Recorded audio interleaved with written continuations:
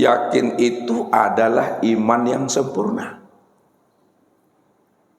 Berarti beribadah kepada Allah itu betul-betul terbit di dalam rohani dan jiwa kita itu suatu iman yang sempurna. Kalaulah beribadah itu mesti yakin iman yang sempurna. Lalu iman yang sempurna itu yang seperti apa kata Rasul? Iman yang sempurna itu kata Rasul, al-iman antuk minu bi ru'yatillah.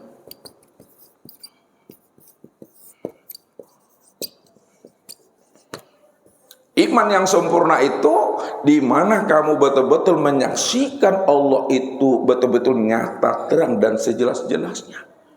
Makanya Allah katakan, wa'bud rabbaka hatta ya'tiyakal yakin, maknanya secara hakiki sembahlah Rabbmu itu betul-betul kamu menyaksikan Allah yang wujud dan yang nyata itu.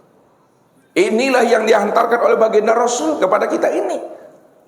Apa kata Rasul dalam sebuah hadis ihsan? Antak budallah ka'annaka tarahu, fa in lam takun tarahu fa innahu yaraka. Sembahlah olehmu Allah itu, beribadahlah kepada Allah itu seolah-olah kamu menyaksikannya. Makna seolah-olah itu betul-betul kamu melihat dan menyaksikan Allah itu nyata, terang dan jelas. Ini yang dikatakan oleh baginda Rasul. Apa kata Rasul kepada kita ini? Innakum satarawna rabbakum iyana. Kamu betul-betul menyaksikan Allah itu betul-betul nyata dan terang. Kalaulah mata ini mampu memandang yang nyata, maka Allah itu lebih nyata dibanding apa yang dilihat oleh mata. Kalaulah alam ini nyata, diri kita ini nyata, maka Allah itu lebih nyata dibandingkan nyatanya diri dan alam ini. Tapi bagaimana kita mampu memandang Allah yang maha nyata itu? Apa kata Rasul? Hadis Sahih Bukhari. Wa'lamu annakum lan tarah rabbakum hatta tamutu. Ketahuilah olehmu wahai sahabatku, kamu tidak akan pernah bisa memandang Allah yang maha nyata itu. Walaupun Allah maha nyata, walaupun Allah itu maha wujud dan terang, kamu tidak akan pernah bisa memandangnya hatta tamutu, sehingga kamu betul-betul mengalami namanya mati. Rupanya Bapak Ibu, baru kita bisa memandang Allah yang nyata daripada alam dan nyata daripada diri kita itu apabila kita betul-betul telah mengalami namanya proses mati. Namanya Bapak Ibu berhenti jadi orang. Kalau namu berhenti orang, alai bisa nyawa memandang Allah. Kalau Nabi mengatakan mesti mati syarat untuk mengenal, melihat dan menyaksikan Allah, mati yang bagaimana yang dimaksudkan oleh Rasul? Apakah mati habisnya usia umur atau mati di dalam hidup? Ini yang diingatkan oleh Rasul.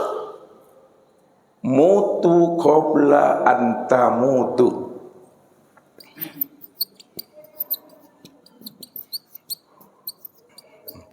Matikanlah dirimu sebelum dirimu mati. Matikan dirimu sebelum habisnya usia umurmu. Apa maksudnya matikan diri sebelum habisnya umur? Mati sebelum ajal. Maksudnya kata Rasul, matikan rasa keakuan dirimu yang merasa dirimu itu yang ada. Matikan rasa keakuan dirimu yang merasa dirimu itu yang melihat. Matikan rasa keakuan dirimu yang merasa dirimu itu yang mendengar. Matikan rasa keakuan dirimu yang merasa dirimu yang berkata, mengetahui, berkuasa, berkehendak dan hidup. Kalau sudah mati akan keakuan diri kita, yang merasa diri kita ini yang wujud, yang melihat, yang mendengar, berkata, mengetahui, berkuasa, berkehendak dan hidup, ketika itulah kamu mampu memandang akan kewujudan Allah, bahwa Allah lah yang sebenar-benarnya wujud. Kalau Allah yang sebenar-benarnya wujud, wujudnya secara mutlak, maka dialah yang sebenar-benarnya yang hidup itu. Dialah sebenar-benarnya yang melihat itu. Dialah yang sebenar-benarnya mendengar. Dialah yang sebenar-benarnya berkata, mengetahui, berkuasa, berkehendak itu. Disitulah kita bisa baru melihat, baru menyaksikan akan Allah yang maha nyata itu, Bapak Ibu. Baru kita sadar dan mengerti bahwa diri kita di hadapan Allah, diri yang la haula wala quwata illa billah. Tidak ada sebesar zarah pun kita ini yang wujud. Tidak ada sebesar zarah pun kita ini yang bersifat melihat dan mendengar, berkata, mengetahui, berkuasa, berkehendak dan hidup, melainkan hanya Allah semata-mata. Kalaulah sudah mati akan wujud rasa keekonomian diri kita, disitulah kita bisa mengenal akan Allah. Makanya mengenal Allah itu mesti senter dan tilik ke dalam diri. Man talabal maula bi ghairi nafsin faqad dola dan baidah. Barang siapa yang ingin mencari dan menemui Tuhan keluar daripada dirinya, pasti dia telah berada pada kesesatan yang sangat jauh. Dia tidak akan pernah menjumpai dan menemui akan Allah itu yang betul-betul nyata dan wujud pada dirinya ini. Maka tiliklah ke dalam diri ini. Makanya orang-orang arif billah, Bapak Ibu, selalu mengkiaskan perkataan ini supaya kita mampu menilik ke dalam diri ini. Baco alam pada diri, baco diri di dalam diri ada diri, di dalam diri ada rahasia diri, di dalam rahasia diri itulah aku wujud nyata berdiri dengan sendirinya. Makanya Allah ajak kita ini berpikir, awalam yarul insanu, kenapa manusia tidak mau memikirkan aku yang wujud dan nyata pada dirinya, kata Allah. Wa fi anfusikum apalah tubsirun. Kalau kita mau memahami dan memikirkan akan rahasia wujud keadilan diri kita ini, disitulah kita mampu mengenal akan wujud kebesaran Allah yang sempurna dan nyata pada diri kita ini. Sadar kita bahwa diri kita di hadapan Allah, diri yang la haula wala quwata illa billah. Sama seperti Bapak Ibu, ikan mencari air, Bapak Ibu. Waktu kita masih ada 15 menit. Ya. Ikan ini Bapak Ibu, sudah 7 hari Bapak Ibu mencari air, ya. Lalu dia juga belum berjumpa dengan air yang dia cari itu. Pada saat itu Bapak Ibu, terlihatlah oleh temannya tunggul kayu yang ada di dalam air itu. Ini ilustrasi untuk menghantarkan kita. Lalu ketika itu tunggul kayu pun bertanya kepada sahabatnya ikan, wahai saudaraku ikan, apa sebenarnya engkau cari selama ini? Sudah 7 hari aku memperhatikan dirimu, seolah-olah bahasa tubuhmu ada sesuatu yang engkau cari.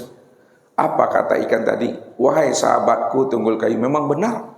7 hari aku mondar-mandir, hilir mudik, aku ingin mencari dan menemui air. Tapi air yang aku cari dan aku temui itu tak kunjung bersobok, tak kunjung berjumpa.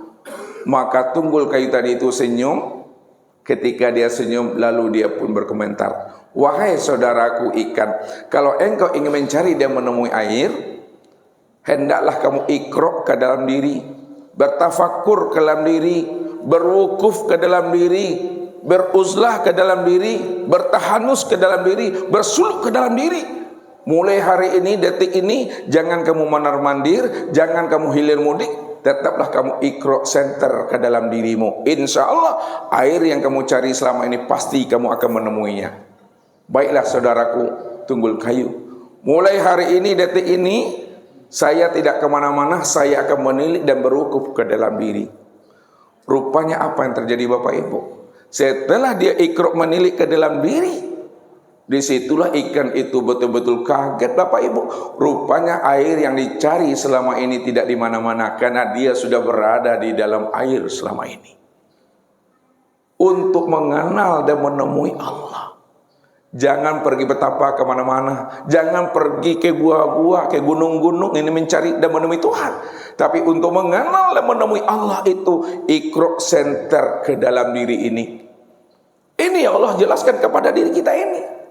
Sanurihim ayatina fil apa wa fi anfusihim hatta yatabayyana lahum annal haq wa fil ardi ayatul lil mukminin wa fi anfusikum afala tubsirun.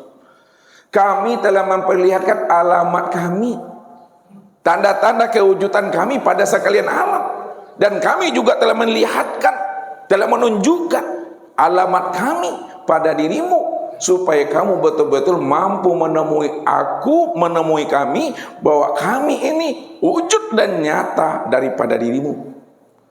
Rupanya untuk mengenal, untuk mencari dan menemui akan rahasia Allah itu, cari dan temuilah ke dalam diri ini. supaya kita tahu siapa diri kita ini yang sebenarnya. Kalau kita tidak mengenal Allah dan tidak mengenal siapa diri kita ini, maka kita ini dikatakan namanya jahil murakkab. Bersusun dua kebodohan pada diri, bodoh terhadap diri, tidak mengenal siapa diri, dan bodoh terhadap Allah, tidak mengenal siapa Rabb dan Tuhannya. Maka wajib kita mesti bermakrifat mengenal akan Allah itu, supaya hati kita ini betul-betul hadir ingat akan Allah. Yang kedua kata Rasul, kalau kita belum mampu pada makom tauhid, belum mampu kita duduk pada makom musyahadah, turun kita pada makom muraqabah. Fa illam takun tarahu fa innahu yarha. Kalau kamu belum mampu memandang dan menyaksikan Allah yang wujud pada dirimu, maka rasakan di dalam hatimu, instalkan rohanimu, hidupkan jiwamu. Rasakan akan kehadiran Allah itu betul-betul hampir dengan dirimu. Bahwa Allah itu wa huwa ma'akum aina ma kuntum. Dia selalu berserta kamu di mana saja kamu berada. Di mana ada kamu, di situ ada aku. Di mana ada aku, di situ nyatanya Allah itu. Kenapa? Karena Rasulullah pernah ditanya Bapak Ibu, ya Rasul, apakah Allah itu jauh ya Rasul? Atau Allah itu dekat ya Rasul? Nabi tak pernah mandai-mandai Bapak Ibu. Ya, Nabi itu dijelaskan Allah tentang rasa dirinya, wa ma yantiqu anil hawa in huwa illa wahyu yuha. Tidaklah Nabi itu berbicara, berbuat dan bersikap berdasarkan dorongan nafsunya, akan tetapi Nabi itu berbuat, bercakap dan berbuat sesuai dengan wahyu yang diwahyukan Allah itu pada dirinya. Ketika itu turunlah perintah Allah menjelaskan tentang jawaban dari sebuah pertanyaan sahabat itu. Apa kata Allah? Wa iza sa'alaka ibadi anni fa inni qarib. Muhammad, apabila ada umatmu bertanya kepada engkau tentang aku, apa aku jauh atau aku dekat? Katakan kepada dia, hai Muhammad, sesungguhnya aku itu adalah dekat. Allah tak jauh, dekat.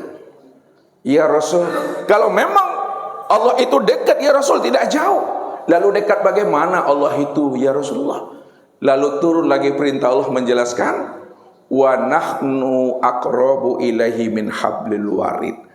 Aku ini lebih dekat dengan dirinya dibandingkan dekatnya urat nadinya itu pada tengkuk lehernya. Kalaulah mata hitam dan mata putih ini dekat Bapak Ibu, maka Allah itu lebih dekat lagi dengan diri Bapak Ibu dibandingkan dekatnya mata hitam dan mata putih ini. Kalaulah rasa itu dekat pada diri kita, Allah itu lebih dekat lagi dengan diri Bapak Ibu dibandingkan dekatnya rasa dan perasaan itu pada diri kita. Kalaulah hidup itu dekat pada diri kita, maka Allah itu lebih dekat lagi dengan diri Bapak Ibu dibandingkan dekatnya hidup itu pada diri kita. Tapi kenapa kita tidak mampu memahaminya? Disinilah kita mesti belajar tauhid, supaya ibadah kita itu ada ruhnya, ibadah kita itu ada jiwanya, ibadah kita itu betul-betul ada nyawanya. Ruhnya ibadah, jiwanya ibadah, napasnya ibadah, itu tiada lain adalah mengenal akan Allah itu.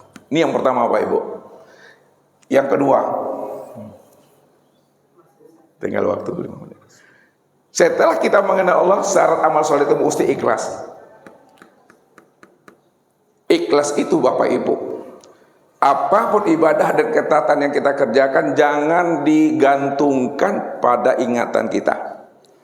Apapun ibadah dan ketaatan yang kita lakukan, jangan diikat pada lisan kita. Apa maksudnya? Kalau ibadah kita gantungkan dalam ingatan kita, pasti kita akan mengingat-ingatnya. Kalau ibadah itu kita ikat pada lisan kita, pasti kita akan menyebut-nyebutnya. Pada saat kita mengingat-ingat ibadah kita dan menyebut-nyebutnya, maka disitulah muncul nanti namanya ujub. Ujub itu akan memunculkan namanya nanti riya. Riya itulah yang akan menzahirkan namanya takbur itu. Sedangkan Nabi katakan apa? Al-hasad takul hasanat kama takul narul hatab. Sifat hasad, sifat dengki, sifat takbur, sifat ujub yang ada pada diri kita, itu akan menghancurkan, memakan amal ibadah dan ketaatan kita seperti api memakan kayu bakar. Jadi yang ikhlas itu bagaimana? Ikhlas itu seluruh ibadah dan ketaatan kita itu sandarkan kepada Allah. Maknanya kalau ibadah kita telah disandarkan kepada Allah, jangan kita tawar-menawar dengan Allah. Beribadah itu jangan hitung-hitungan dengan Tuhan, Bapak Ibu. Jangan kita bernegosiasi dengan Tuhan. Ya. Betul-betul ibadah yang kita lakukan itu lurus niat dan iktikadnya itu kepada Allah. Ya. Makanya Bapak Ibu, seorang wali kutub Syekh Abdul Qadir Jailani, ya, ketika beliau masuk ke masjid akan memberikan namanya fatwa. Pada saat itu dilihatnya ada yang sholat, ada juga yang membaca Al-Quran, ada juga yang sedang berzikir. Beliau belum memberikan nasihat, kata-kata hikmah. Setelah mereka tadi selesai sholatnya, selesai membaca Al-Qurannya, selesai zikirnya, baru beliau memberikan fatwa. Apa kata beliau?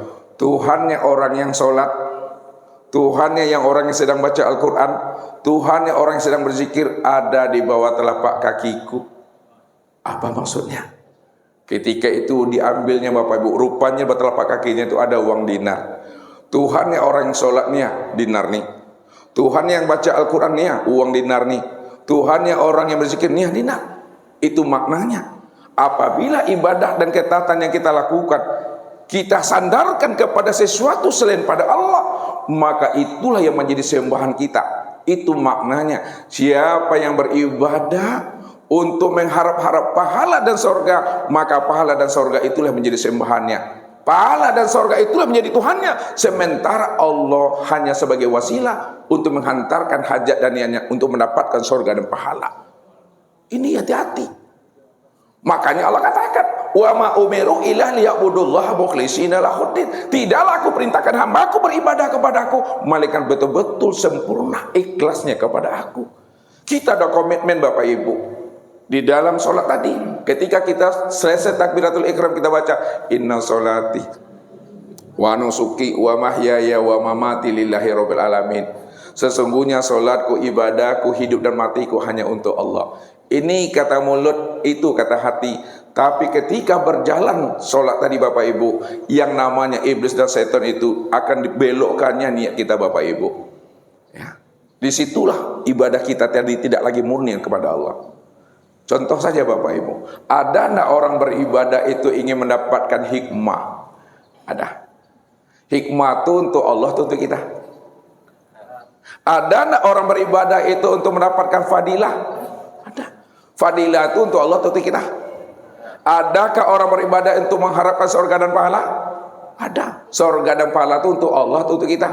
Untuk kita. Yang maya untuk Tuhan Bapak Ibu. Yang maya untuk Allah lain. Tadilah bersampaikan, solatku, ibadahku, hidup matiku hanya untuk Engkau ya Allah. Rupanya ibadah yang kita kerjakan untuk mendapatkan pahala itu untuk kita juga, baru surga untuk kita juga dulu, hikmah fadilah untuk kita juga, baru ayam mana yang untuk Allah lagi. Ini yang mesti pahami. Makanya Robiatul Al-Adawiyah, penutup Bapak Ibu, seorang tokoh sufi yang mewakili kaum ibu-ibu, ketika beliau berjalan di tengah pasar, ya, dia membawa obor ya di tangan kirinya dan satu ember di tangan kanannya. Lalu ditanya oleh masyarakat, wahai Robi'ah, apa yang kau bawa itu? Aku bawa obor di tangan kiriku dan aku bawa ember di tangan kananku. Ini kata beliau, ember yang berisi air di tangan kananku ini tujuannya aku ingin memadamkan api neraka. Mungkin rasanya Bapak Ibu, seember air itu bisa memadamkan api neraka. Ini bahasa rasa, bahasa kolbu. Apa maksudnya? Aku bawa seember air di tangan kananku ini, aku ingin memadamkan api neraka supaya orang beribadah ya, tidak lagi takut kena neraka, azab dan siksa. Makanya aku padamkan. Obor yang aku bawa di tangan kiriku ini, aku ingin membakar sorga supaya orang beribadah tidak lagi harap akan sorga. Itu maknanya. Kalaulah sorga telah dibakar, api neraka telah dipadamkan, itu maknanya supaya ibadah kita itu betul-betul murni ikhlas kepada Allah Subhanahu wa ta'ala. Ibadah kita itu betul-betul kita sandarkan kepada Allah.